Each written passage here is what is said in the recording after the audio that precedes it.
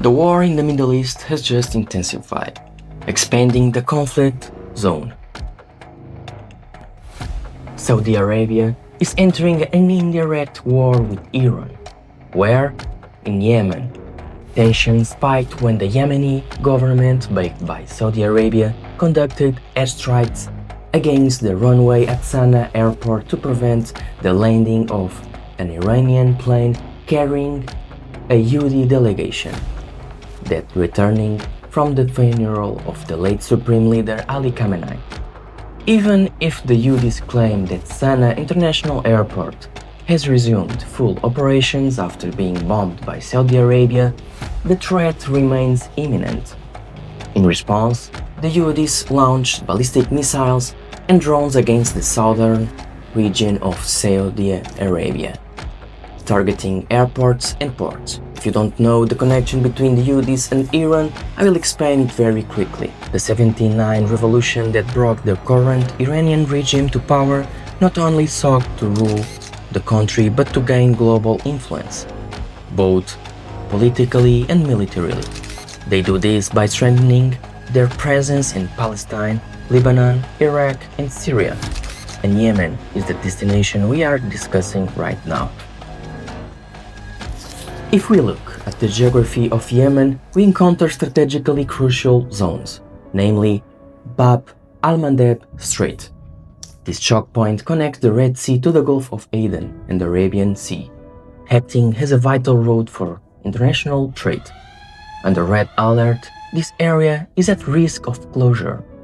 These recent events in the Red Sea have triggered a wave of security threats to the region and the global markets due to the Yehudi attacks on European and other commercial goods. For Riyadh, this threatens Saudi Arabia's growing dependence on the Red Sea as an export corridor via its east-west pipeline, which has become increasingly important as oil shipments seek alternatives to the Strait of Hormuz. Any renewed attacks on shipping in the Red Sea or on Saudi infrastructure would therefore have consequences that extend far beyond Yemen itself. The Yehdis in Yemen are a devastating security concern for Saudi Arabia, which invests billions to resupply its military to confront the group. Bin Salman began his leadership in the kingdom by showcasing his military assets in Yemen, even suggesting that Riyadh will pursue its own nuclear program if the Iranians armed there. The link between Iran and Yemen has interesting strategic future. By consolidating its presence with the Yehdis in Yemen, Iran helps expand its influence into Africa.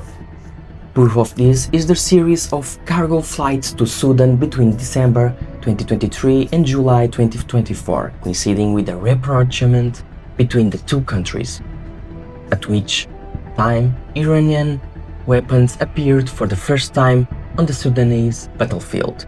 For the Saudi government, the absolute priority is ensuring that Yemen does not become a permanent base for Iranian influence, capable of projecting direct threats onto Saudi territory.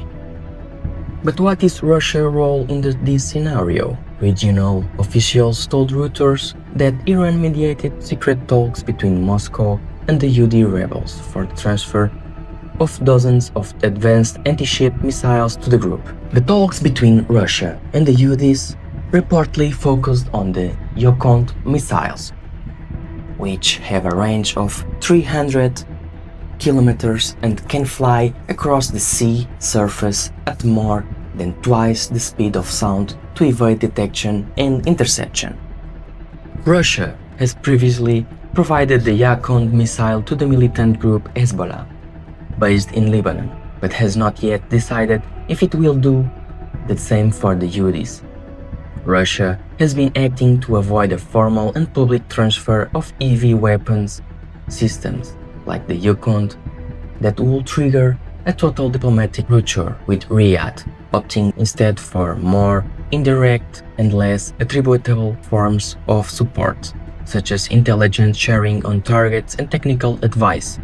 China avoids criticizing Iran for its support of proxies like Hezbollah in Lebanon, militias in Iraq and Syria, and the Houthis in Yemen. Officially, Beijing sticks to talking points about sovereignty, non-interference, and dialogue without naming Tehran or its proxies.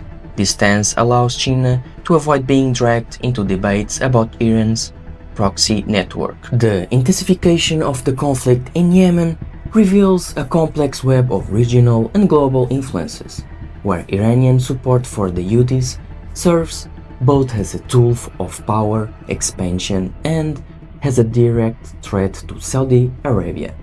The Houthis' strategic position over Bab al-Mandeb gives them disproportionate weight in international maritime security, turning global trade into an indirect battlefield between powers, while Russia opts for continuous technological support and China maintains a calculated neutrality.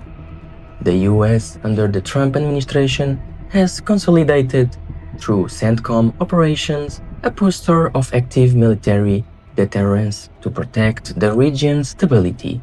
This scenario underscores Washington's historical inability to contain the Houthi rise, making the protection of maritime routes a critical and volatile priority of the current geopolitical landscape. Thank you for watching and see you next time. And don't forget to subscribe my YouTube channel. Thank you.